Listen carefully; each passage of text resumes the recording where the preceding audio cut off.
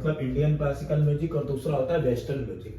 तो अगर musical scale की बात करें तो म्यूजिकल स्केल में इंडियन क्लासिकल म्यूजिक में जो होते हैं वो 8 कीज होते हैं और 7 इंटरवल होते हैं। इसे डाईएटोनिक स्केल कहते हैं। तो जो डाईएटोनिक स्केल होती है वो इंडियन म्यूजिक में होती है, ये इंडियन म्यूजिक में।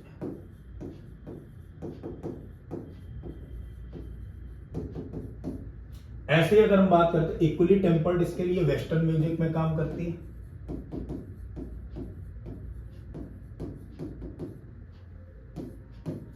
और इसमें 13 की होती है और 12 इंटरवल हुआ करते हैं। इन सबके एक रेशियो हुआ करते हैं। जैसे मैं इंडियन म्यूजिकल स्केल की बात करता हूँ, हारमोनियम की बात कर लेता हूँ, तो उसमें देखा होगा कि ब्लैक कलर की कुछ की होती है और कुछ व्हाइट कलर की हुआ करती है।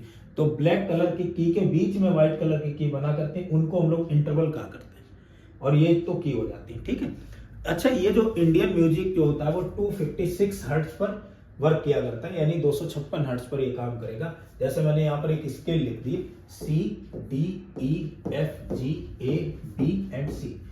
सी मीन्स होता है सा रे गा मा पा धा नी सा। इनके बीच का जो इंटरवल होता है, इंटरवल की अगर बात करें तो 9:8, 10:9, 16:15, 9:8, 10:9, 9:8, 16:15।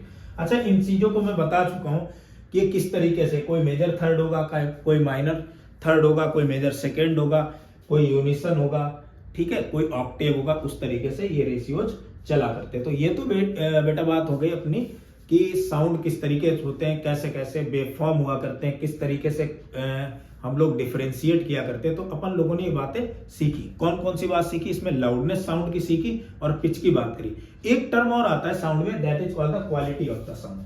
तो अगर मैं साउंड की क्वालिटी की बात करता हूं, तो क्वालिटी ऑफ साउंड की अगर मैं बात करूं, तो अगर दो चीजें बिल्कुल सेम है, मान लो पिच भी सेम और लाउडनेस भी सेम है, फिर कैसे डिफरेंशिएट करें? तो वो तो जो डिफरेंशिएशन बताएगा that is called the quality. ये तो जरूर डिफरेंशिएट कर देगी।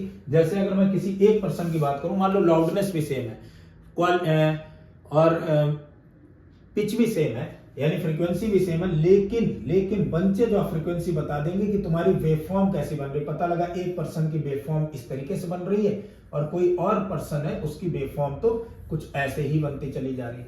तो इसमें यह पता लग जाएगा कि इसकी साउंड और इसकी साउंड की क्वालिटी अलग अलग है और हम लोग साउंड को डिफरेंशिएट कर पाएंगे। यहां तक तो बातें बिल्कुल क्लियर हो गई।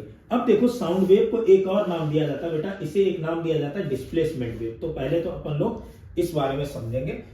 देखो, साउंड वेव को दो नाम हम लोग देंगे यहाँ पर। एक तो नाम देंगे डिस्प्लेसमेंट वेव और दूसरा नाम अपन लोग देंगे इसको प्रेशर वेव। तो पहले तो अपन लोग समझेंगे कि डिस्प्लेसमेंट वेव क्या है, यानी साउंड वेव को अपन लोग डिस्प्लेसमेंट